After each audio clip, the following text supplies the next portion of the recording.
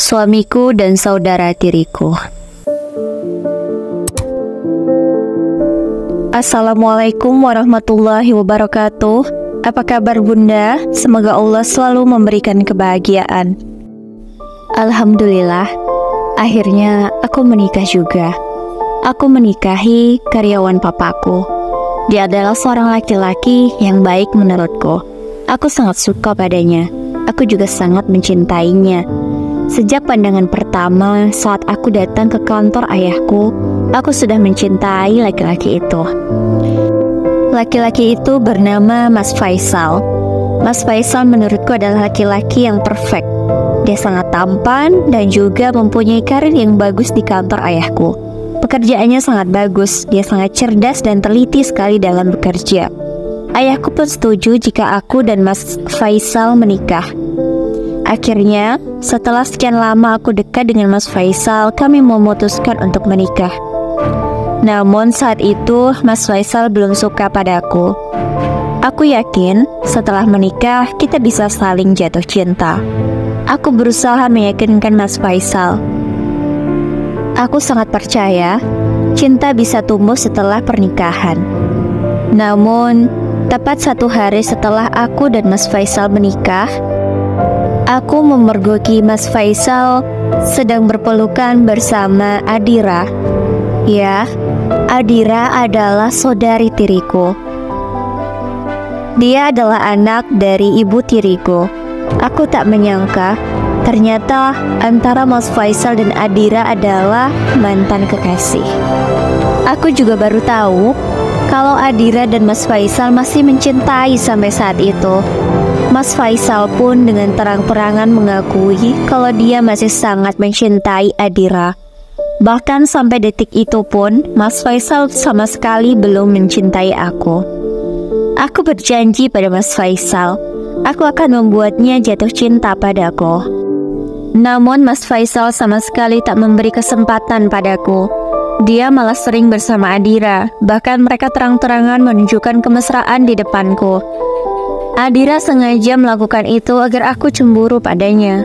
Sakit sekali rasanya. Aku tak menyangka, ternyata Mas Faisal dan Adira masih ada hubungan sampai sekarang. Kenapa mereka seperti itu padaku? Kenapa mereka setega itu padaku? Selama ini, aku sangat menyayangi Adira sebagai adikku. Tapi kenapa dia malah melakukan ini padaku? Dia tak berusaha menjauhi Mas Faisal. Dia malah semakin mendekati Mas Faisal. Apalagi, kami sekarang satu rumah. Setiap hari, Mas Faisal dan Adira akan selalu bertemu. Aku sangat takut sekali akan terjadi hal lebih di antara mereka. Aku benar-benar sangat khawatir. Ingin sekali aku pindah rumah, tapi ayahku tak mengizinkan. Ayah ingin kami semua rukun satu rumah. Aku pun tak tega jika harus mengatakan hal yang sebenarnya ke ayah. Ayah pasti akan sangat shock. Bisa jadi penyakit jantung ayah akan kambuh dan membahayakan kesehatan ayah. Jadi selama ini aku memilih diam dan menyimpan semuanya sendiri. Hari itu, apa yang aku takutkan terjadi. Mas Faisal tiba-tiba masuk ke kamar Adira. Aku tak sengaja melihatnya di tengah malam. Saat aku tidur, aku merasa Mas Faisal tidak ada lagi di sampingku.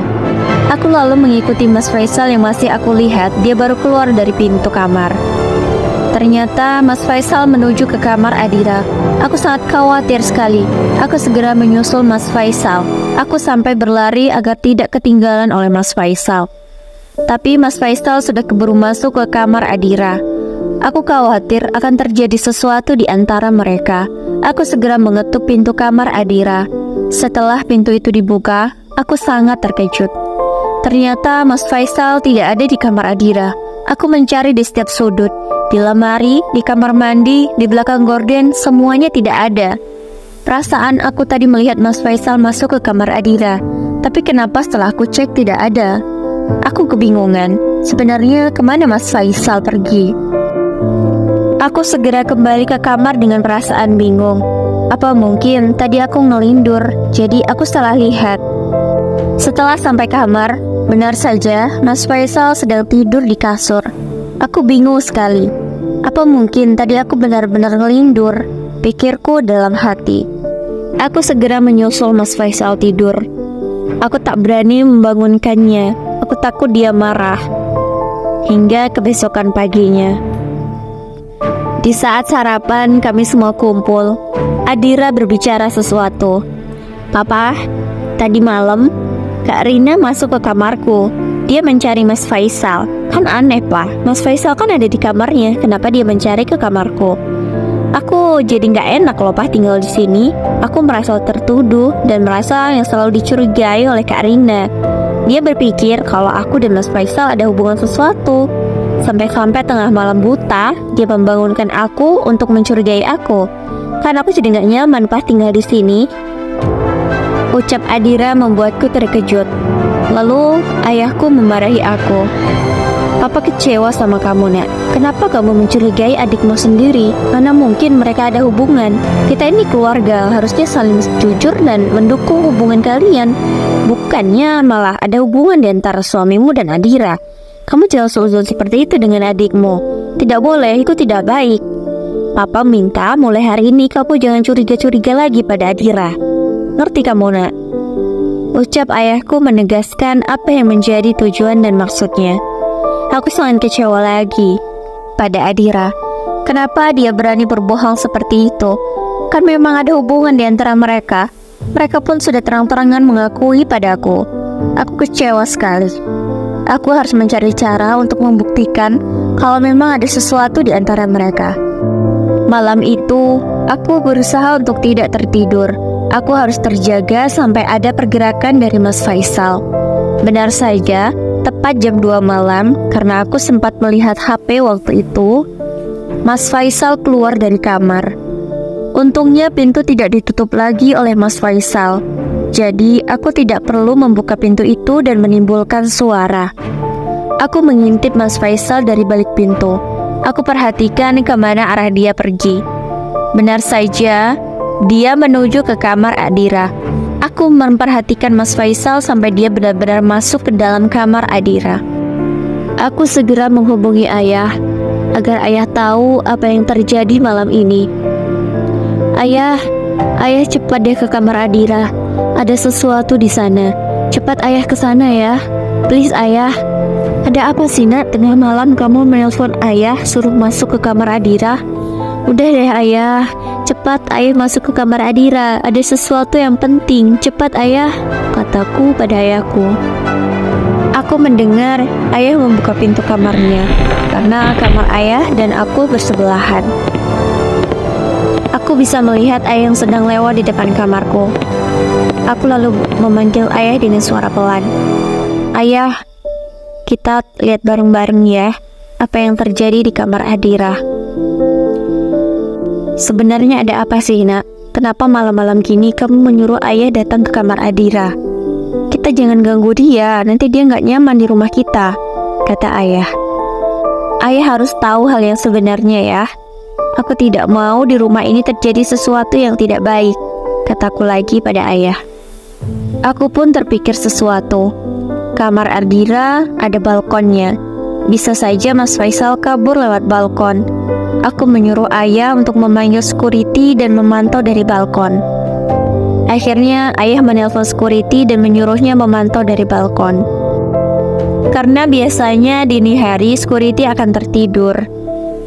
Setelah itu, kami segera mengetuk pintu kamar Adira.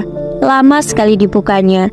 Pasti sekarang Mas Faisal sedang berusaha kabur dari kamar Adira. Lalu tiba-tiba ada telepon dari security mengabari, "Pak, ada seseorang yang keluar dari kamar non Adira lewat balkon. Segera kamu tahan orang itu. Kamu pantau terus, kamu harus tahu siapa orang itu," kata ayahku memerintah security. Aku yakin, Pak, itu pasti Mas Faisal. Aku gak salah lihat kok. Aku benar-benar melihat Mas Faisal masuk ke kamar Adira. Iya, Nak. Papa percaya sama kamu. Kalau memang ini benar-benar terjadi, besok kamu harus bercerai dengan Faisal. Tidak pantas laki-laki seperti itu menjadi suamimu. Security menelpon lagi. Mereka menyuruh ayah untuk turun. Benar saja, setelah kami turun, security itu sedang menangkap Mas Faisal. Ayah langsung memarahi Mas Faisal dan menamparnya berkali-kali. Kamu ini menantu macam apa? Kamu itu sudah mempunyai istri. Kenapa kamu malah mendekati saudari tirinya? Kamu itu tidak pantas menjadi suami anak saya. Mulai hari ini kamu bukan suami anak saya lagi. Besok saya akan mengurus surat perceraian kalian. Aku sangat kecewa sama kamu, Faisal. Security, silahkan bawa Faisal ke kantor polisi. Jangan sampai dia lolos. Dia harus mendapatkan hukuman, kata ayah sangat marah. Ayah lalu masuk ke dalam rumah dan menuju kamar Adira. Adira pun sudah membuka pintunya. Ayah segera memarahi Adira. Adira, saya sebagai ayah tiri kamu tidak pernah mengajarkan kamu hal seburuk ini.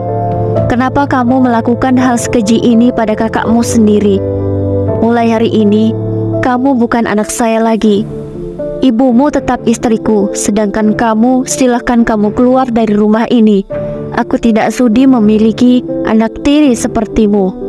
Ayah sangat marah dan mengusir Adira. Papa, Adira minta maaf, Pa. Adira salah, Adira minta maaf. Adira janji gak akan ngelakuin hal yang sama. Adira minta maaf, Pa, jangan usir Adira, kata Adira sembari memohon ke kaki ayahku. Sudah terlambat, Adira.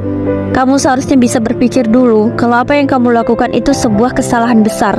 Kamu sudah membuat ayah malu. Mulai hari ini silahkan kamu keluar. Tiba-tiba ibu tiriku keluar dari kamar. Beliau baru terbangun dan mendengar keributan. Ada apa ini, Mas? Kenapa kamu mengusir Adira? Ada apa? Kamu tanya sama anakmu ini, jawab ayah sambil membentak karena sudah sangat emosi. Aku hanya bisa menangis dan sedih. Aku harus mengetahui fakta kalau suamiku sendiri malah berbuat gila dengan adik tiriku. Adira hanya terdiam dengan pertanyaan dari ibunya. Aku perlahan-lahan menjelaskan kalau Adira dan Mas Faisal ada hubungan sesuatu dan barusan Mas Faisal memasuki kamar Adira. Ibunya sangat marah dan kecewa pada putrinya itu. Ibunya ternyata juga mengusir Adira. Dia sedang membenci anaknya itu. Mulai hari itu Adira sudah keluar dari rumah kami. Untuk ibu tiriku, kami masih berhubungan baik dan beliau juga masih menjadi istri ayah. Beliau sangat bijaksana.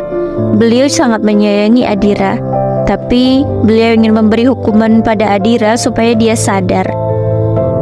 Karena kasihan pada Adira, aku mencarikannya sebuah kos-kosan agar Adira punya tempat tinggal. Adira berulang kali meminta maaf padaku. Dia tidak menyangka kalau semua ini akan terjadi padanya.